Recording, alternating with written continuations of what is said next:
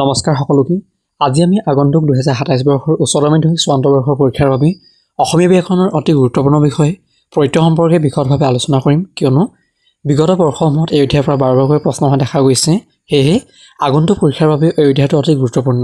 2014 বৰ্ষত আহিছিল নিৰ্দিষ্টবাচক প্ৰত্যয় বুলিলে কি বুজা? অসমীয়া ভাষাৰ 4টা নিৰ্দিষ্টবাচক প্ৰত্যয়ৰ প্ৰয়োগ উদাহৰণ দিয়া, অথবা তলত দিয়া যিকোনো 3টা শব্দৰে প্ৰত্যয় ভাঙি কি প্ৰত্যয় যোগ হৈছে লিখা। খজুৱতি, জিৰণীয়া, ভাৱৰীয়া, ফপৰা, খলীয়া, এলেহুৱা। 2015 বৰ্ষত আহিছিল পুৰুষবাচক প্ৰত্যয় বুলিলে কি বুজা? অসমীয়া ভাষাত পুৰুষবাচক প্ৰত্যয়সমূহ কি উদাহৰণ দি বুজাই লিখা, অথবা কৃতৰ তদ্ধিত প্ৰত্যয় কাক বোলে প্ৰতিবিধৰে উদাহৰণ দি বুজাই লিখা। তলৰ যিকোনো 5টা শব্দৰে প্ৰত্যয় ভাঙি কি প্ৰত্যয় যোগ হৈছে লিখা। লাগতিয়াল, খেৰতি, জিৰণি, নাৱৰীয়া, হাৰুৱা, গাঁৱলীয়া, ৰুগীয়া, ফুলাম। 2016 বৰ্ষত আহিছিল তলত যিকোনো 5টা শব্দৰে প্ৰত্যয় ভাঙি দেখুওৱা। ৰোৱনী, নাচন, জপনা, মৰমীয়াল, শাকনি, খলীয়া, ভঙনীয়া। 2017 বৰ্ষত আহিছিল তলত দিয়া যিকোনো 5টা শব্দৰে প্ৰত্যয় ভাঙি দেখুওৱা। জপনা, জিৰণীয়া, কাহুৰা, বাঢ়নি, গাঁৱলীয়া, ধাননি, ভঙনীয়া। 2018 বৰ্ষত আহিছিল তলত দিয়া শব্দসমূহৰ প্ৰত্যয় ভাঙি কি প্ৰত্যয় যোগ হৈছে লিখা।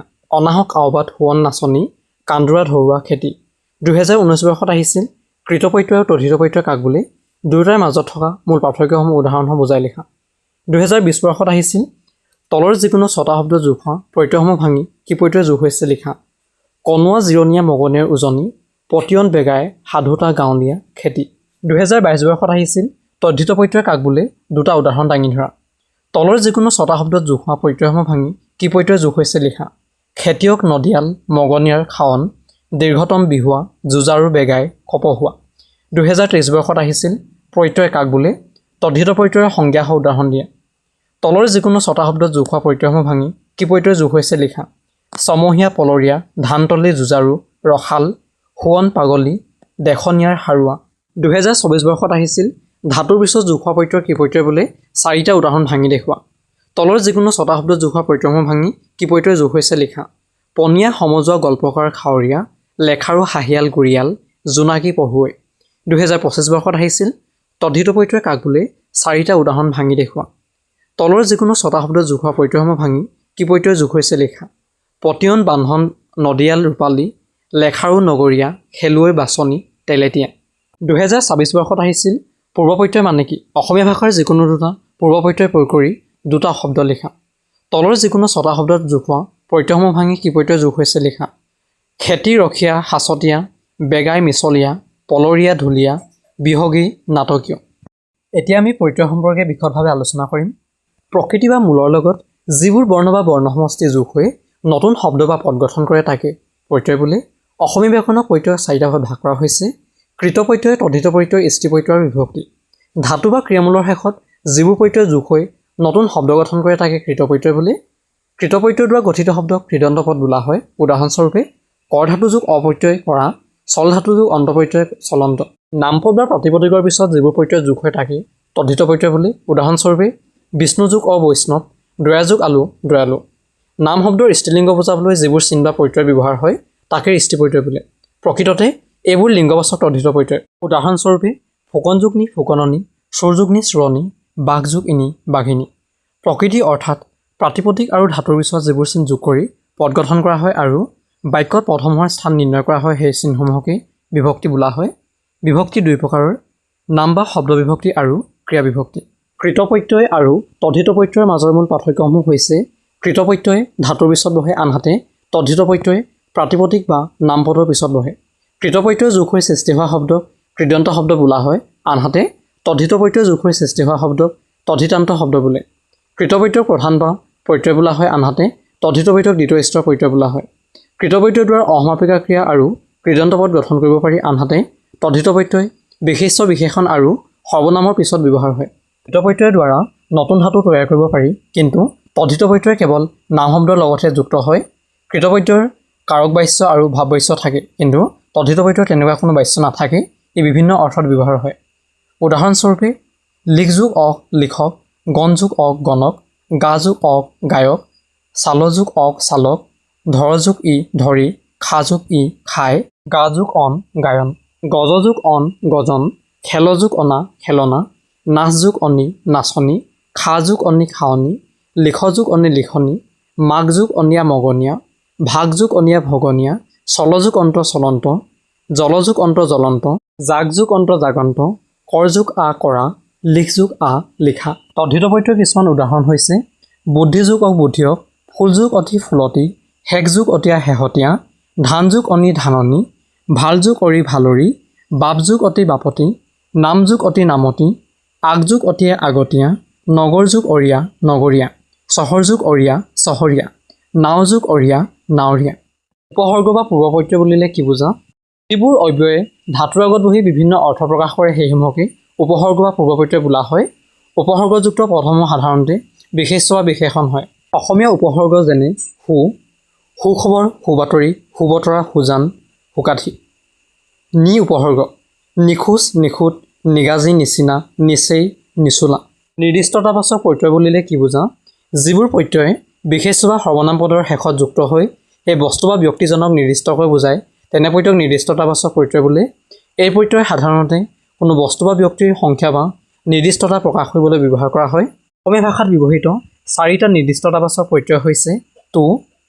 এই প্ৰত্যয়টো সাধাৰণতে পুলিংগবাচক বস্তু বা ব্যক্তিৰ ক্ষেত্ৰত ব্যৱহাৰ হয়, যেনে ল'ৰাটো, কলমটো।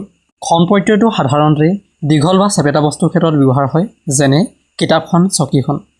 জন প্ৰত্যয়টো পুৰুষবাচক ব্যক্তিৰ নিৰ্দিষ্টতা বুজাবলৈ ব্যৱহাৰ হয়, যেনে ল'ৰাজন, মানুহজন।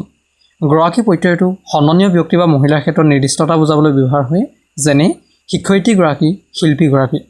পুৰুষবাচক প্ৰত্যয় বুলিলে কি বুজা? ক্ৰিয়া বা ধাতুৰ পাছত যিবোৰ প্ৰত্যয় বা চিহ্ন যোগ হৈ ক্ৰিয়াৰ পুৰুষ আৰু কাল নিৰ্দেশ কৰে সেইসমূহক ক্ৰিয়া বিভক্তি বা পুৰুষবাচক প্ৰত্যয় বোলা হয়। অসমীয়া ভাষাত বৰ্তমান কালৰ লগত ব্যৱহৃত হোৱা কিছুমান পুৰুষবাচক প্ৰত্যয়ৰ উদাহৰণ হৈছে উত্তম পুৰুষ, মই কৰোঁ, আমি কৰোঁ, মধ্যম পুৰুষ, তই কৰ, তোমালোকে কৰা, প্ৰথম পুৰুষ, সি কৰে, সিহঁতে কৰে। এতিয়া আমি বিগত বৰ্ষসমূহত আহি যোৱা প্ৰত্যয়সমূহ আলোচনা কৰিম। খজুৱতি, খজুৱা যোগ অতি কৃত প্ৰত্যয়। জিৰণীয়া, জিৰণি যোগ ইয়া তদ্ধিত প্ৰত্যয়। ভাৱৰীয়া, ভাওযোগ অৰিয়া তদ্ধিত প্ৰত্যয়। ফপৰা, ফপযোগ অৰা কৃত প্ৰত্যয়। খুলীয়া, খোলযোগ ইয়া কৃত প্ৰত্যয়। এলেহুৱা, এলেহ যোগ ৱা তদ্ধিত প্ৰত্যয়। লাগতিয়াল, লাগত যোগ ইয়াল তদ্ধিত প্ৰত্যয়। ক্ষীৰতি, ক্ষীৰ যোগ অতি কৃত প্ৰত্যয়। জিৰণি, জিৰ যোগ অনি কৃত প্ৰত্যয়। নাৱৰীয়া, নাও যোগ অৰিয়া তদ্ধিত প্ৰত্যয়। সাৰুৱা, সাৰ যোগ ওৱা তদ্ধিত প্ৰত্যয়। গাঁৱলীয়া, গাঁও যোগ লিয়া তদ্ধিত প্ৰত্যয়। ৰুগীয়া, ৰোগ যোগ ইয়া তদ্ধিত প্ৰত্যয়। ফুলাম, ফুল যোগ আম কৃত প্ৰত্যয়। ৰোৱনী, ৰু যোগ অনি কৃত প্ৰত্যয়। নাচন, নাচ যোগ অন কৃত প্ৰত্যয়। জপনা, জপ যোগ অনা কৃত প্ৰত্যয়। মৰমীয়াল, মৰম যোগ ইয়াল তদ্ধিত প্ৰত্যয়। শাকনি, শাক যোগ অনি তদ্ধিত প্ৰত্যয়। খলীয়া, খোল যোগ ইয়া কৃত প্ৰত্যয়। ভঙনীয়া, ভং যোগ অনিয়া কৃত প্ৰত্যয়। জপনা, জপ যোগ অনা কৃত প্ৰত্যয়। মৰমীয়াল, মৰম যোগ ইয়াল তদ্ধিত প্ৰত্যয়। শাকনি, শাক যোগ অনি তদ্ধিত প্ৰত্যয়। ভঙনীয়া, ভং যোগ অনিয়া কৃত প্ৰত্যয়।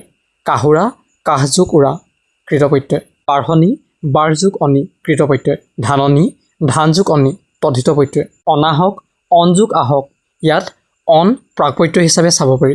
আওবাট, আও যোগ বাট। সোৱন, সু যোগ অন কৃত প্ৰত্যয়। নাচনি, নাচ যোগ অনি কৃত প্ৰত্যয়। কান্দোৰা, কাণ্ড যোগ উৰা কৃত প্ৰত্যয়। ধৰুৱা, ধাৰ যোগ ৱা তদ্ধিত প্ৰত্যয়। খেতি, খে যোগ অতি কৃত প্ৰত্যয়। কনোৱা, কণ যোগ ৱা তদ্ধিত প্ৰত্যয়। জিৰণীয়া, জিৰণি যোগ ইয়া তদ্ধিত প্ৰত্যয়। মগনীয়াৰ, মগন যোগ ইয়াৰ তদ্ধিত বা কৃত প্ৰত্যয় উভয়। উজনি, উদ্যোগ অনি কৃত প্ৰত্যয়। পতিয়ন, পতি যোগ অন কৃত প্ৰত্যয়। বেগাই, বেগ যোগ আই তদ্ধিত প্ৰত্যয়। সাধুতা, সাধু যোগ তা তদ্ধিত প্ৰত্যয়। গাঁৱলীয়া, গাঁও যোগ লিয়া তদ্ধিত প্ৰত্যয়। খেতি, খে যোগ অতি কৃত প্ৰত্যয়। খেতিয়ক, খেতি যোগ অ তদ্ধিত প্ৰত্যয়। নদীয়াল, নদী যোগ আল তদ্ধিত প্ৰত্যয়। মগনীয়াৰ, মগন যোগ ইয়াৰ তদ্ধিত আৰু কৃত উভয়ে। খাৱন, খা যোগ অৱন কৃত প্ৰত্যয়। দীৰ্ঘতম, দীৰ্ঘ যোগ তম তদ্ধিত প্ৰত্যয়। কপহুৱা, কপাহ যোগ ৱা তদ্ধিত প্ৰত্যয়। ছমহীয়া, ছমাহ যোগ ইয়া তদ্ধিত প্ৰত্যয়। পলৰীয়া, পলৰ যোগ ইয়া কৃত প্ৰত্যয়। ধানতলী, এটা সমাসশব্দ পদ য'ত তলি প্ৰত্যয় যোগ হৈছে। যুঁজাৰু, যুঁজ যোগ আৰু কৃত প্ৰত্যয়। সোৱন, সু যোগ অন কৃত প্ৰত্যয়। ৰসাল, ৰস যোগ আল তদ্ধিত প্ৰত্যয়। পাগলী, পাগল যোগ ই তদ্ধিত প্ৰত্যয়। দেখনীয়াৰ, দেশ যোগ অনিয়াৰ কৃত প্ৰত্যয়। সাৰুৱা, সাৰ যোগ ৱা তদ্ধিত প্ৰত্যয়।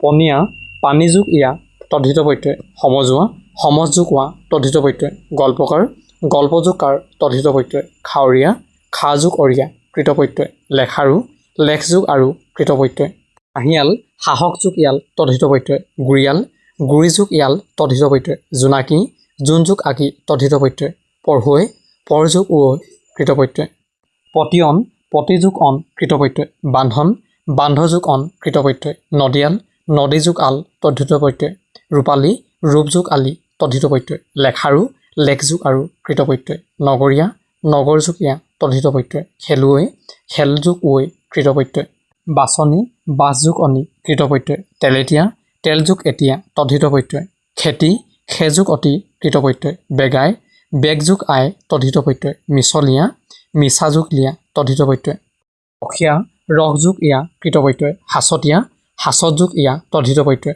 পলৰীয়া পলৰ যোগ ইয়া কৃতপ্ৰত্যয় ঢুলীয়া ঢোল যোগ ইয়া তদ্ধিত প্ৰত্যয় বিহগী বিহগ যোগ ই তদ্ধিত প্ৰত্যয় নাটকীয় নাটক যোগ ইয় তদ্ধিত প্ৰত্যয় আগন্তুক 2027 বৰ্ষৰ পৰীক্ষাৰ বাবে সম্ভাৱ্য প্ৰশ্নসমূহ হৈছে প্ৰত্যয় বুলিলে কি বুজা কৃতপ্ৰত্যয় আৰু তদ্ধিত প্ৰত্যয়ৰ মাজত থকা মূল পাৰ্থক্যসমূহ উদাহৰণসহ লিখা নিৰ্দিষ্টতাবাচক প্ৰত্যয় বুলিলে কি বুজা অসমীয়া ভাষাত ব্যৱহৃত 4টা নিৰ্দিষ্টতাবাচক প্ৰত্যয়ৰ পৰোক্ষ উদাহৰণ দাঙি ধৰা ধাতুৰ পাছত যোগ হোৱা প্ৰত্যয়সমূহক কি প্ৰত্যয় বোলে 4টা উদাহৰণ দি ভাঙি দেখুৱা তলৰ যিকোনো 6টা শব্দৰ প্ৰত্যয় ভাঙি কি প্ৰত্যয় যোগ হৈছে লিখা খেতিয়ক যুঁজাৰু মগনিয়াৰ হাৰুৱা গল্পকাৰ ৰূপালী হাছতীয়া নাটকীয় আজিৰ আলোচনাৰ ইমানতে অন্ত পৰিছে ভিডিঅ'টো শেষলৈকে চোৱাৰ বাবে ধন্যবাদ সকলোকে পৰৱৰ্তী ভিডিঅ'ত আন এক গুৰুত্বপূৰ্ণ বিষয়বস্তুৰ সৈতে পুনৰ লগ পাম